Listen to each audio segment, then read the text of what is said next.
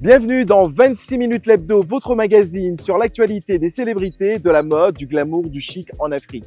On se trouve exactement au Congo, à Brazzaville, pour un événement d'un enjeu capital pour nous tous humains sur cette planète, la première conférence internationale sur l'afforestation et le reboisement. Je vous en dirai plus tout à l'heure, mais pour l'instant, c'est le sommaire en compagnie de Louise Martin. Au sommaire de votre magazine 26 minutes l'hebdo à Brazzaville en République du Congo. Le dossier cette semaine, la première conférence internationale sur l'afforestation et le reboisement, la CIAR, initiée par Madame Rosalie Matondo, ministre de l'économie forestière et sous le très haut patronage de son Excellence Monsieur Denis Sassou Nguesso, président de la République du Congo, chef de l'État, a réuni des leaders mondiaux pour discuter d'un sujet crucial pour notre planète. Cette conférence marque un tournant dans la lutte contre le changement climatique et la préservation de la biodiversité mondiale. Destination de rêve, Brazzaville. Bienvenue à Brazzaville, la capitale politique et administrative de la République du Congo, une ville où l'histoire se mêle harmonieusement à la modernité. Découvrez les trésors cachés de cette métropole fascinante, des monuments historiques au quartier contemporain en passant par les magnifiques rives du fleuve Congo.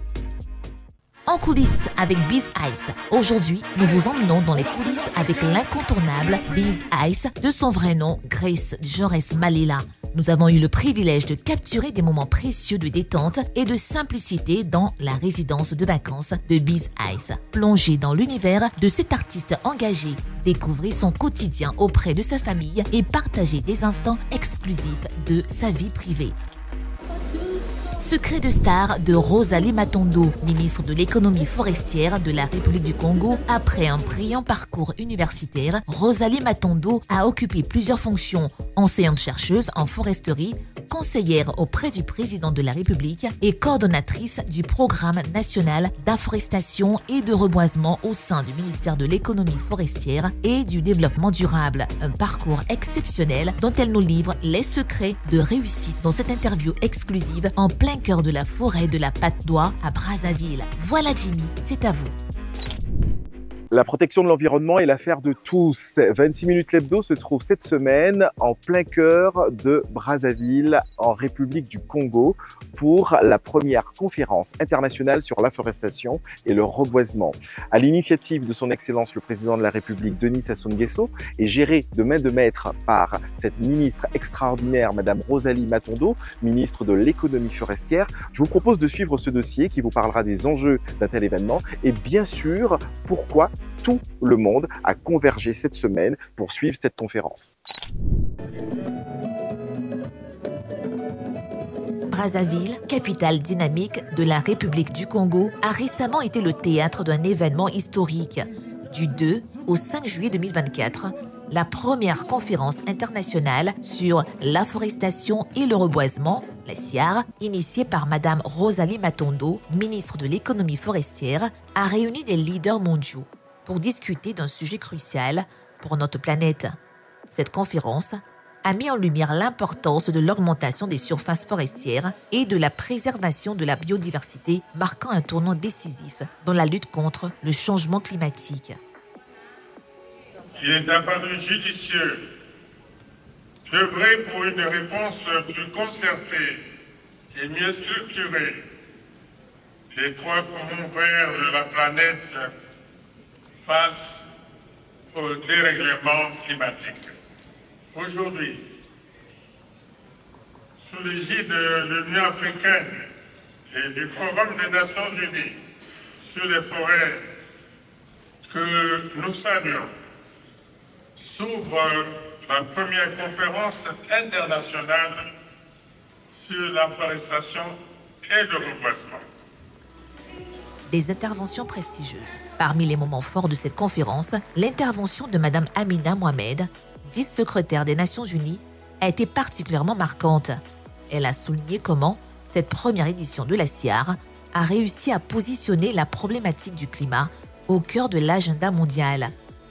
Cette conférence a rassemblé environ 2000 participants, incluant des chefs d'État, des ministres, des organisations internationales, des scientifiques, des ONG et des partenaires financiers, démontrant ainsi l'ampleur et l'importance de cet événement pour la communauté internationale.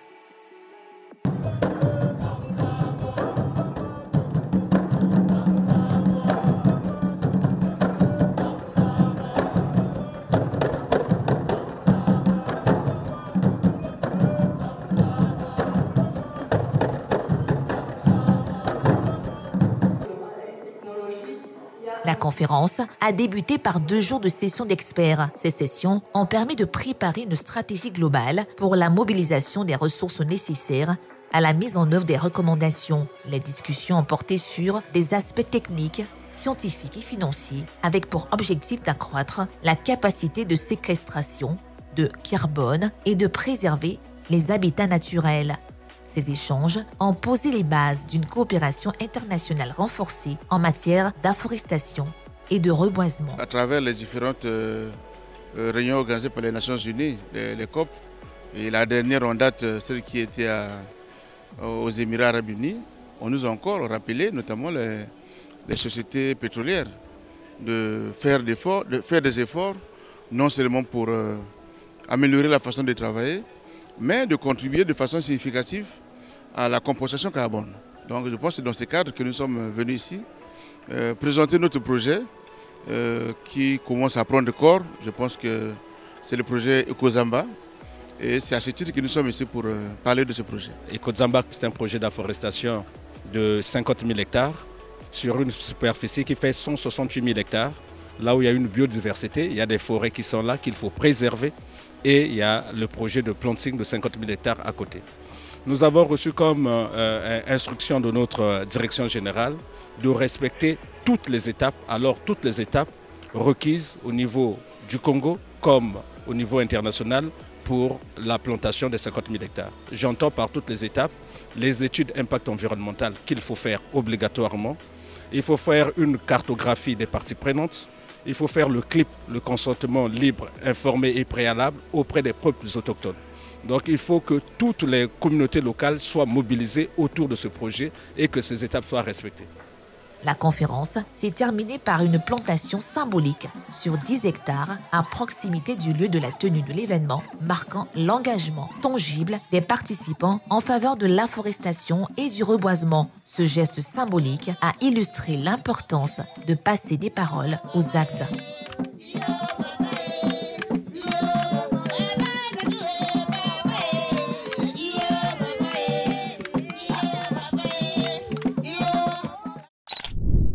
Bienvenue à Brazzaville, une destination où l'histoire, la culture et la modernité se rencontrent pour vous offrir une expérience inoubliable. Brazzaville est bien plus qu'une simple ville. C'est une destination où l'ensemble des rues respire l'âme de la nation. Et c'est bien sûr ce que je vous propose de découvrir tout de suite dans Destination de rêve.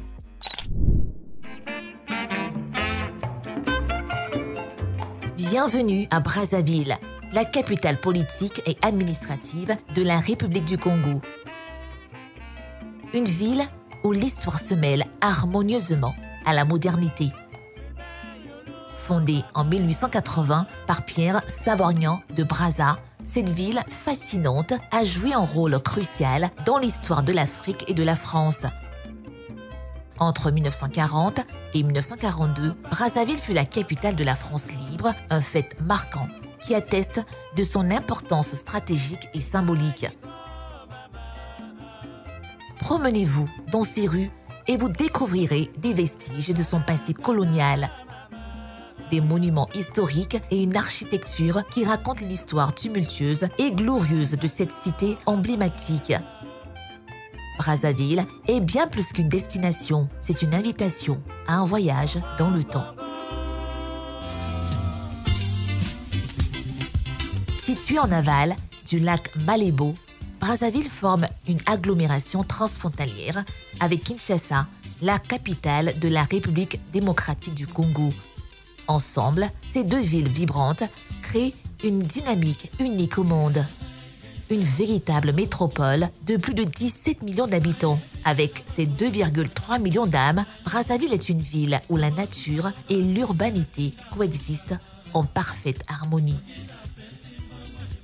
flâner le long des rives majestueuses du fleuve Congo, explorez ses marchés animés et imprégnez-vous de l'atmosphère cosmopolite qui fait de Brazzaville un lieu de rencontre et d'échanges culturels. C'est une ville qui promet des découvertes à chaque coin de rue.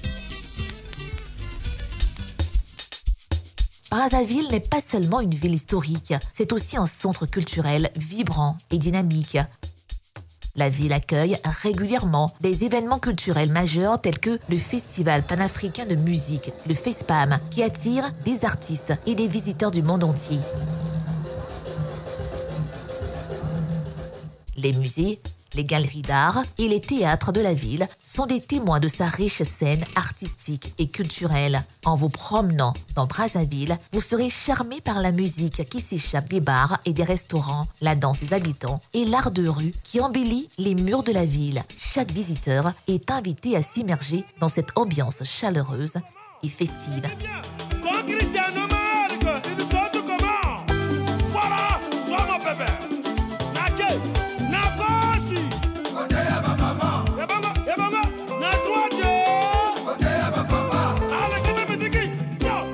Après des années de défis et de résilience, Brazzaville renaît de ses cendres avec une énergie renouvelée. Les efforts de reconstruction et de développement entrepris par les autorités ont transformé la ville en une métropole moderne tout en conservant son charme unique. Les nouveaux arrondissements, Madibou et Djiri, témoignent de cette volonté de progrès et d'innovation. Brazzaville se développe, s'urbanise et devient un modèle de croissance durable en Afrique. La ville offre aujourd'hui une infrastructure de qualité, des hôtels de luxe et des services modernes qui en font une destination idéale pour les voyageurs en quête de confort et d'authenticité.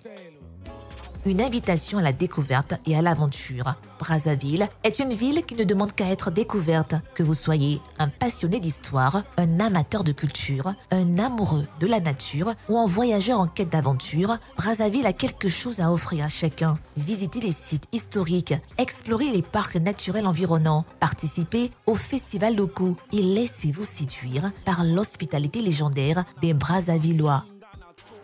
En séjournant à Brazzaville, vous découvrirez une ville pleine de surprises où chaque jour apporte son lot de découvertes et de moments inoubliables. Brazzaville n'est pas juste une destination de rêve, c'est un véritable joyau de l'Afrique centrale.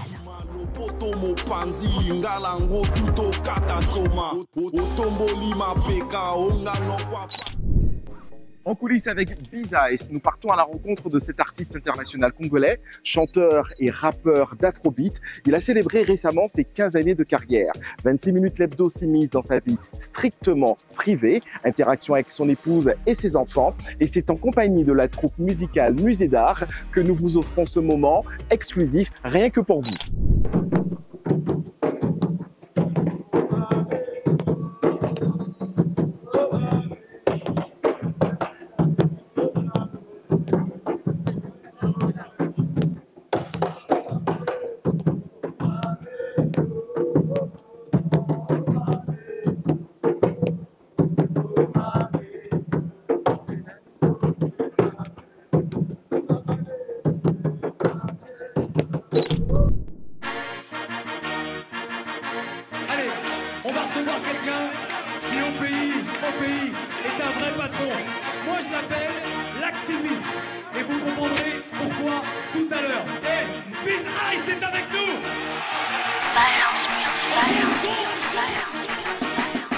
Aujourd'hui, nous vous emmenons dans les coulisses avec l'incontournable Biz Ice, de son vrai nom, Grace Jaurès Malela. Palais de Congrès. Après Tomati Stade. C'est bon, donc et Simba. Entre deux sessions de studio et les tournées, il prend le temps de se ressourcer auprès des siens. Ce rappeur et chanteur d'Afrobeat congolais est un pilier de la scène musicale en République du Congo. Fondateur du studio Katioka Records et du label Violence Musique, Biz Ice a su créer une plateforme de lancement pour de nombreux jeunes talents.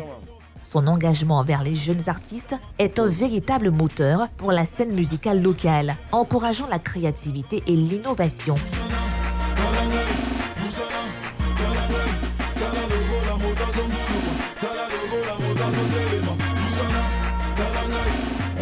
C'est ce qu'il faut, ça c'est pour les hommes. Si t'es pas un homme, tu peux pas boire ça. Avec des succès tels que Zwanga Bien, volume 2 et Rap Toko Toko, il ne cesse de laisser son empreinte indélébile sur la musique urbaine congolaise.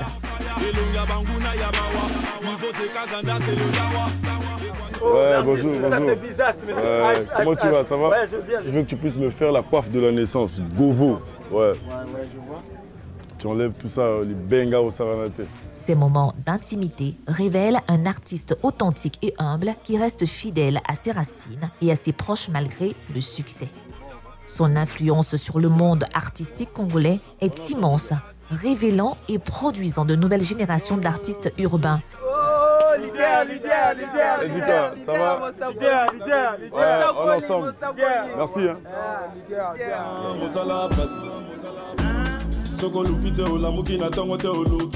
Nous avons eu le privilège de capturer des moments précieux de détente et de simplicité dans la résidence de vacances de Biz Ice. À travers ses actions, Biz Ice montre qu'il est possible de réussir tout en soutenant les autres, devenant ainsi une source d'inspiration pour la jeunesse congolaise. C'est ici mon ghetto, mon coin où je me refuge après de longues séances de travail. Ça appartient à un basketteur professionnel, M. Charles, très ouvert d'esprit, prêt à soutenir les artistes. Moi, au départ, j'étais que beatmaker, je faisais des sons pour les autres. C'est en travaillant pour les autres que j'ai su que je pouvais faire quelque chose pour moi. Déjà, au début, les studios coûtaient très cher. Donc, j'avais pu monter mon studio avec les indemnités du gardiennage. Donc, c'est après avoir quitté la société, j'ai eu mes indemnités. C'est là que je monte le studio. Et je me rappelle, je faisais des prises de voix à 2500. Si je peux convertir ça en dollars, ça peut faire dans les 5 dollars. Et j'ai commencé comme ça jusqu'à ce que mon studio, c'était une référence. Et j'ai fait, on va dire, la face de la musique urbaine aujourd'hui au Congo. C'est que les artistes qui sont numéro 1 viennent de mon studio.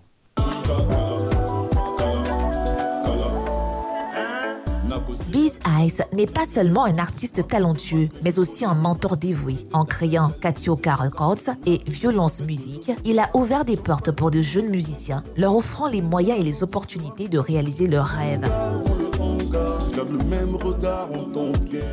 La particularité justement de mon studio, c'était ouvert à tous les artistes. Il n'y avait pas de, c'était pas un réseau. Donc quand on t'accueille, en tout cas, tu sors de là satisfait. J'ai travaillé avec des icônes aussi, notamment Billy Abel, Barbara Kanam. J'ai eu la chance de travailler avec des grands aussi. Très récemment, j'ai travaillé avec Zao. On a remixé Anciens combattants. Donc c'est un parcours coloré d'exploits. Sans même sortir un titre, ça parle de moi dans le sens où j'ai joué un rôle dans la musique congolaise, dans la carrière de beaucoup d'artistes. Donc je suis très fier, qui d'ailleurs sont en train de faire des exploits, ce que nous on n'a pas fait.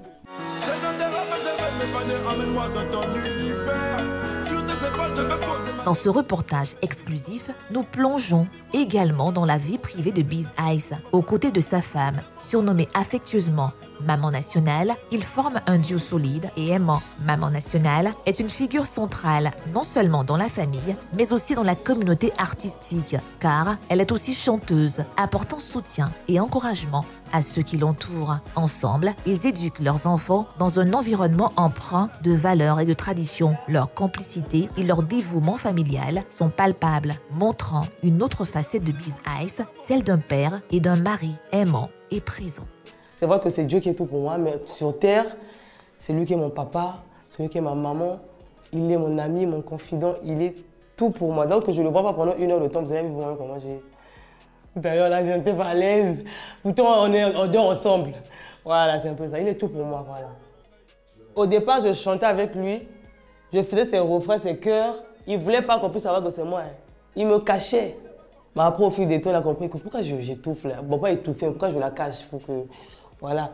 Mais voilà, moi, j'aime trop chanter avec lui. J'aime beaucoup plus chanter avec lui-même que lui, je suis sûre. Comment expliquez-vous son succès? En tout cas, c'est son travail acharné. Il aime beaucoup ce qu'il fait, beaucoup. Et puis voilà, je crois qu'il confie tous ses projets à Dieu. D'ailleurs, hier soir, il voulait écrire une chanson, il n'avait pas d'inspiration, il a prié. Et puis le matin, quand il s'est réveillé, il a fracassé son studio. Dieu est bon. Hein. Ah, très bon. En tout cas, lui, là, ce bon là, Kamaka, bisous. Que ce soit en se relaxant à la piscine ou en accompagnant Maman Nationale pour préparer le repas familial, Biz Ice montre l'importance de l'équilibre entre sa carrière artistique et sa vie de famille.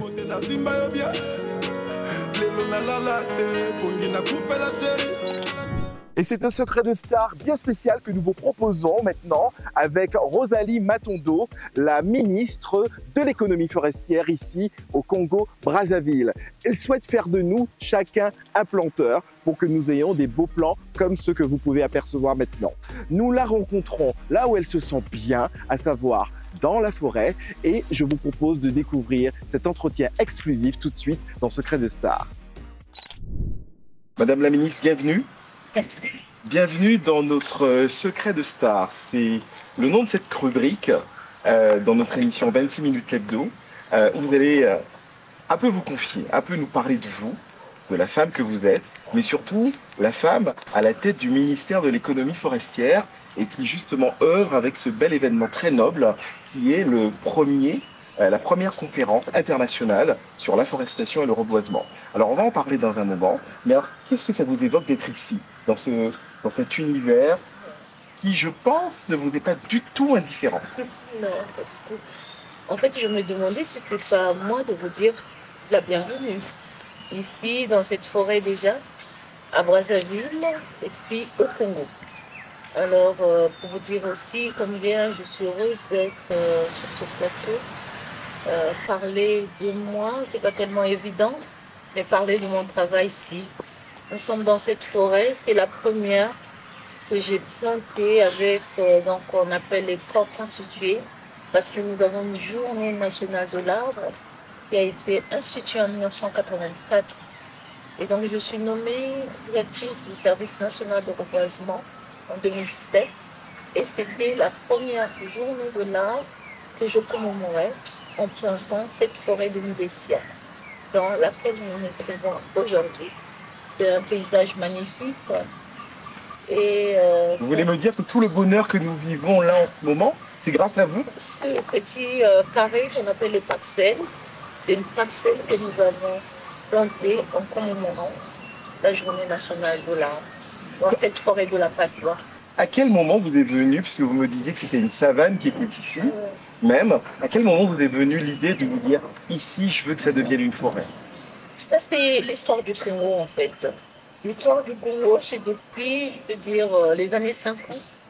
On introduit des espèces exotiques qu'on appelle, qui ne sont pas originaires de nos forêts, pour régler un problème. Donc, on avait finalement deux programmes. La forestation en savane et le reboisement en forêt naturelle. C'est-à-dire remplacer les arbres en forêt naturelle. Donc voilà que ces arbres que vous voyez, c'est une longue histoire du Congo. Toutes les fois que nous avions eu un événement, on a eu également des événements malheureux dans notre pays.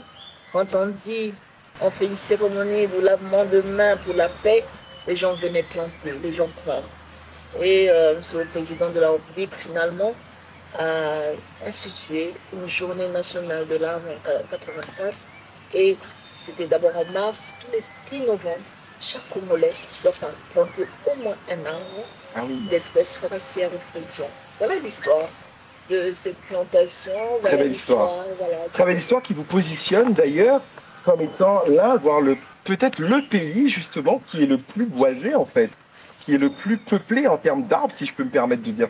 Naturellement déjà, parce que nous avons 69% de notre territoire couvert par les forêts naturelles, les forêts tropicales unies, une forêt tropicale unie. Donc effectivement, vous avez raison, on est un tiers, 2 tiers de notre territoire est occupé par les forêts, c'est pas rien. Alors, pourquoi appeler votre ministère l'économie forestière?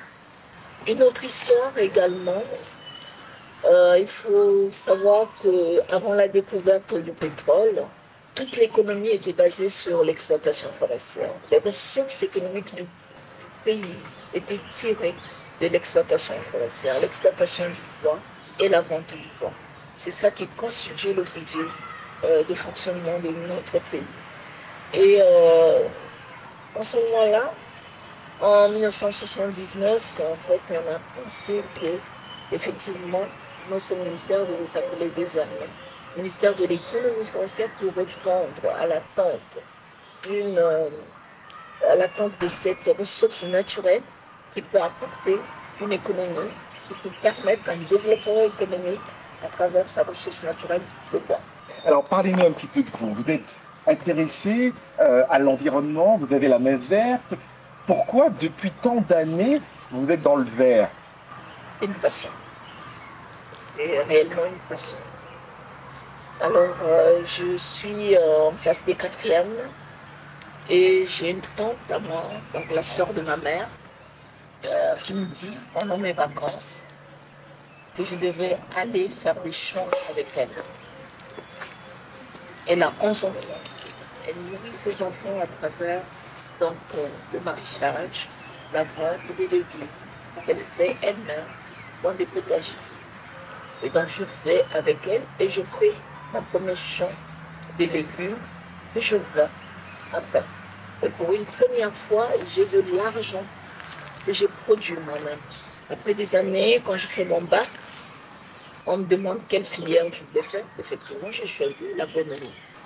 L'agronomie, voilà, d'où me vient cette passion de planter, de faire planter, de créer des forêts comme ça, de voir qu'on peut mettre une graine et que ça devienne une forêt. C'est une vraie passion et j'admire cela. J'admire la nature. Il s'agit de la première conférence internationale sur la forestation et le reboisement. Comment est venue cette idée dans votre esprit, dans votre tête, sur votre bureau, jusqu'à ce qu'il se tienne aujourd'hui à Brazzaville? C'était l'idée, donc, son Excellence, Monsieur le Président de la République, qui a proposé à la communauté internationale, lors de la COP27, une décennie mondiale de la forestation et du reboisement, afin que toute la communauté internationale, tous les pays, puissent lancer dans leur pays un programme national d'afforestation et de reboisement qui nous permettrait d'augmenter les superficies forestières mondiales et ainsi augmenter la capacité de séquestrer le gaz carbonique qui est aujourd'hui nocif pour notre environnement, nocif qui cause le changement climatique, nocif pour notre atmosphère. Et donc l'idée venant de cela, le dossier m'est confié en tant que ministre de l'économie forestière. Il fallait donc élaborer la note conceptuelle de cette idée, la rendre, comme on dit, sexy, pour que les autres puissent se l'approprier, l'accepter déjà, se l'approprier, et puis ensuite faire que les gens puissent adhérer. C'est une vraie aubaine pour le monde d'organiser cette première conférence internationale, donc ici à Brazzaville. Ouais. Mais alors, est-ce que vous avez pu avoir l'adhésion de tous les autres pays? Pourquoi? Parce qu'on a tendance à dire que lorsque quelque chose se passe chez nous, sur le continent, en Afrique, c'est jamais très sérieux. C'est toujours fait de manière un peu bancale. Alors, est-ce qu'aujourd'hui, le monde a pris la République du Congo au sérieux et le monde s'est déplacé en masse pour justement vous accompagner dans cette œuvre? Moi, je voulais juste reprendre d'abord vos mots, une aubaine. Une aubaine pour qui, finalement? Pour le monde. Voilà, une aubaine pour cette planète que nous voulons sauver. Cette création que nous-mêmes avons détruite. Aujourd'hui, nous devons sauver notre planète de ce que nous avons fait par rapport à la course que nous avons vers le développement. Et donc, je peux vous assurer, je crois que vous avez fait le tour des sessions, vous avez fait le tour des panels. Vous voyez aussi comment je cours pour aller recevoir les délégations qui arrivent. Une vraie adhésion. Elles sont nombreuses. Une vraie adhésion à cette cause, à cette initiative, à cette proposition, à cette organisation. Franchement, je vous assure que nous avons des représentants d'Europe, d'Asie, d'Afrique, les pays africains, l'Union européenne tout entière à travers sa délégation ici au Congo, nous accompagne dans cette initiative depuis la COP 28 à Dubaï. Et vous avez été célébré par les Nations Unies à New York, justement. Exactement, exactement. Et ensuite, nous avons également la France en tant que pays qui nous accompagne. Avec la France, nous avons lancé l'initiative qu'on appelle Country Package. C'est un partenariat pour les forêts tropicales.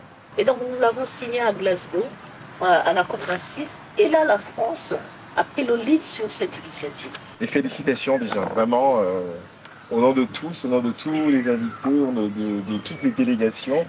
C'est un vrai bonheur de pouvoir se dire, mais ouf, il y a un espoir. Il y a un véritable espoir en fait. Une reconnaissance. Oui. Le Congo a tant fait. C'est cette reconnaissance qu'on voulait du monde. Moi, quand j'allais dans les forats au niveau international, je leur disais, je vous invite juste à avoir un regard sur le bassin du Congo. À la 79e session des Nations Unies, nous devons voter oui. Oui pour cette décennie.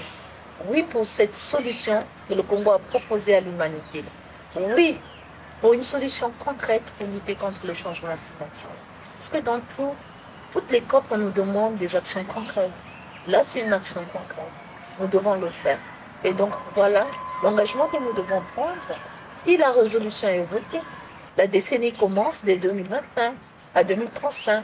Et là, chaque citoyen du monde, chaque pays du monde, chaque organisation du monde doit s'employer à planter et à.